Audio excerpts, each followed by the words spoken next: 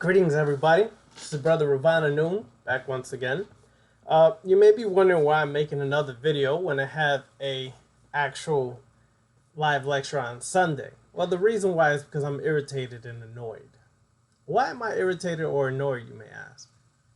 Well, there's certain things that come across your attention that just don't sit well. They're just sitting there and they're just irritating you because you realize the spookism, the level of spookism people have is just outright annoying.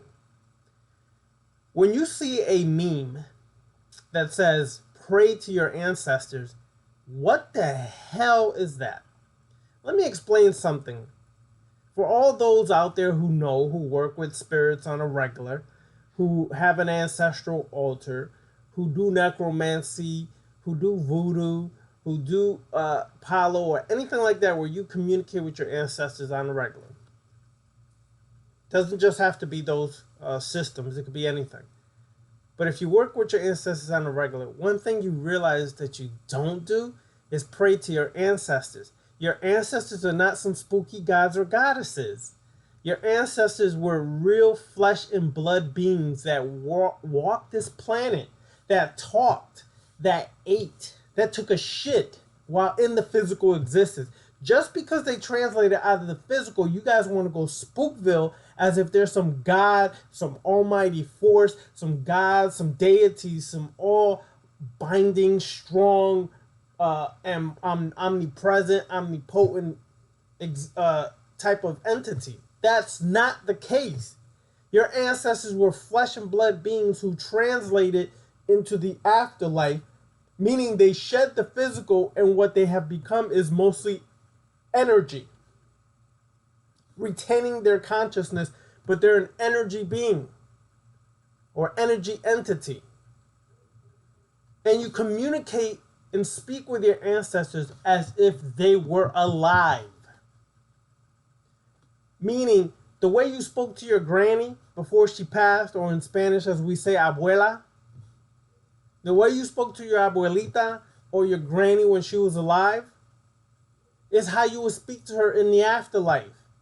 You don't spook her out and pray to granny, oh granny, thou art wonderful and beautiful, please bless me with these. You're spooking the crap out, and you're crossing beliefs and ideologies of religion into ancestral reverence and respect. How do you speak to your ancestors? With respect, and you give them reverence. As if when they were alive, when my grandma was alive, I respected her. I did not act a fool in front of her because granny would backslap you or throw a chancleta, which is a sandal, at you. Okay? So I honored her and I gave her respect. And that's how I spoke to her in the physical. So why would I speak to her any different after she's translated? You guys are damn spooky. Like, really spooky.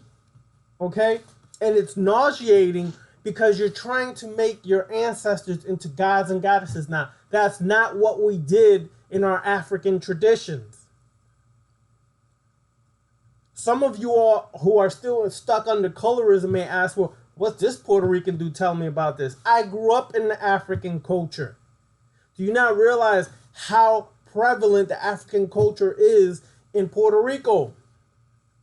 From salsa music, which descended from the Cuban son, which got mixed with our plena and bomba, which is the African traditional music of Puerto Rico, then got mixed in with the African American jazz when we came to New York, and Cubans came to New York, specifically in the Harlem area. And those three styles meshed to create what is known today as salsa. Anybody who's done serious study on music can understand that. It's African tradition and rhythms. Yes, it has some elements of the Taino, the indigenous. And yes, you speak or sing it in Spanish. But when you're singing it in Spanish, you're singing it to a African rhythm, and you're singing with an African rhythmic speech or song. call and response, things of that nature. This is all African. So I was surrounded by Africa growing up. My grandmother was a santera. She did palo as well as she did sansi. She was in search her whole life. Okay? And I got raised into some of those traditions. I got to see some of the actual rituals and things take place as a little one. Okay? I was all around that. There's over 200 and something words in Puerto Rico alone that are of African origin, and they're finding more every day. And what I mean by that is African words that we use on a consistent basis.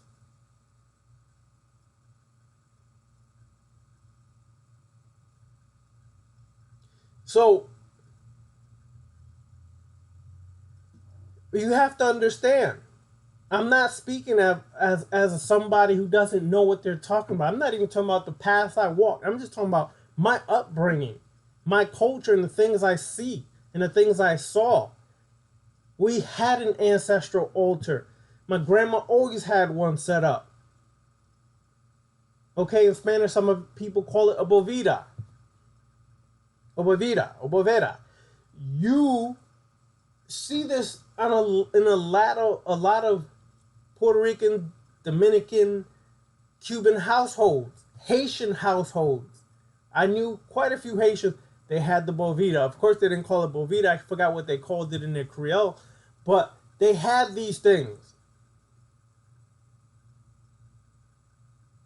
And one thing that we never did was spook out the ancestors as if they're some spooky gods or goddesses. You speak to them as if they were still in front of you. My people, please cut the spookism out.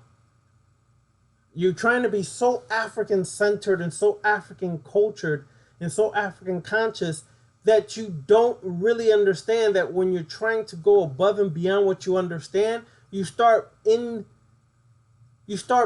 in philosophies and ideologies from different traditions or cultures or things that you really have no idea about, and you try to put it on what it means to work with the ancestors, speak with the ancestors. Cut it out, man.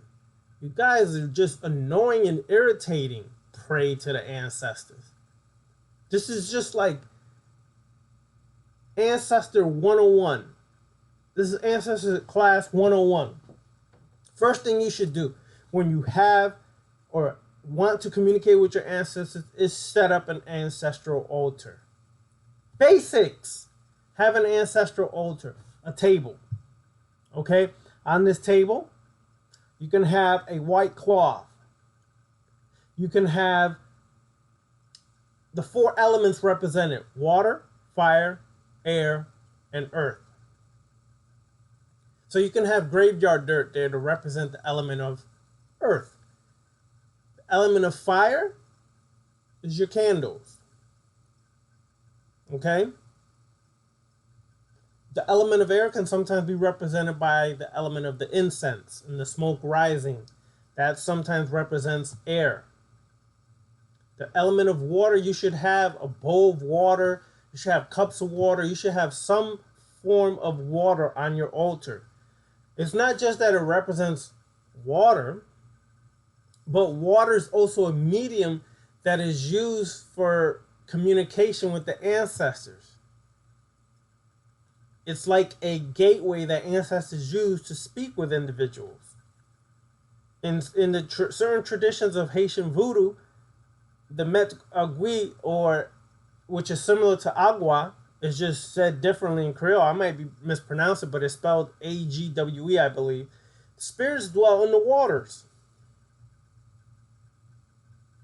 If you go check out a book by Patrice Malidomasome of Water and Spirit, he tells you how spirits in his tribe, the Dagara tribe, which is from Burkina Faso, which is north of Ghana, they also had water spirits.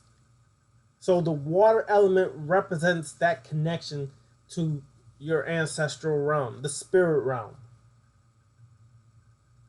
Okay, so you should have a candle representing fire. You should have incense on your altar representing air. You should have earth on there, graveyard dirt, flowers, something. that's rooted in the earth.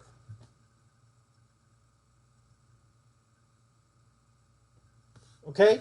Those things should be mandatory on your altar. You should also have a picture of your deceased relatives, whether it's grandma, granddad, aunt, uncle, even if it's your parents, great grandparents, great great grandparents. That should be on your altar. Arrange it the way you choose. There is no one way. I don't care what any tradition says. There is no one way to set up your ancestral altar. But those elements should be represented there. Pictures or articles of clothing or articles or objects that your ancestors used or held in their hand or were in contact with should be on your altar. Okay, you could give an offering. You could pour rum out for your ancestors. You could give a food offering if that's your choose. If that's your choosing. And please, they're not eating the damn food, okay? It's actual bacteria that's eating the food and consuming the food. It's called decomposition. Okay, it's decomposing or decaying right in front of you. So that's why it appears every time you go check that the spirits ate the food. No, they didn't. Cut the spookism out. That's another spooky thing. Please, they did not do that. Okay, spirits have no mouth. They don't need to eat. They don't have a mouth. They're pure energy beings. They subsist off of energy. They subsist off of the energy provided by the food, the rum, the cigar, or anything like that. That's what they subsist off of, not what you think. Oh, they're eating this. No, they're not. Cut it out. Okay? So, once that's set up, make sure that everything is cleansed on your altar. Make sure it's you have nice, appealing incense. Okay, frankincense, myrrh, being some of the traditional incense that are burnt. And then speak to your ancestors with reverence, with respect, and not spooky, worshiping and praying to them like as if they're Shango or Batala, as if they're like Papa Legba or somebody else, Met Kalfu, or, well, that's a little dark. Let me not say that one. But like as if they're Erazuli or something like that. No. You speak to them like you were speaking to them, like you last spoke to them when you last saw them alive. And then you address, I call forth my ancestors, you address them by name, and all other ancestors I'm not aware of, please come forth, or do me the honor of coming forth, or however you want to state it. They come forth and they speak with you. Listen. Some of y'all so distracted in the mind that you can't even hear when the spirits are speaking to you. Watch your candles, how they flicker. When they flicker really fast, sometimes almost violently looking, that's because spirits are present. Pay attention to these things, and when you see that, listen. And then speak with them how you would like to speak with them. Grandma, I miss you. You know, it's been rough without you. I seek a connection to you. I love to hear from you every so often. I know you have your own work to do on the spirit realm, and you're doing your own work to graduate and go to different levels. But please communicate with me every so often. Don't harass them every day, because they have their own work to do on the other side. But when you do need to speak, speak. You know, share how your day's been going. And then listen to the insight they may be giving you into how to handle certain situations or problems or things like that. That's different than communicating with spirits, which is what we've been lecturing about for the last 2 weeks. This Sunday, tomorrow will be the third class. Okay? But it's just irritating, and I had to put this out there. It's irritating because I consistently and constantly hear people spooking the ancestors out and, oh, you know, pray to your please. People, please. Cut the spookism out, please. It's ridiculous. Some of the things people say is totally ridiculous. Cut it out. All right, people. Peace.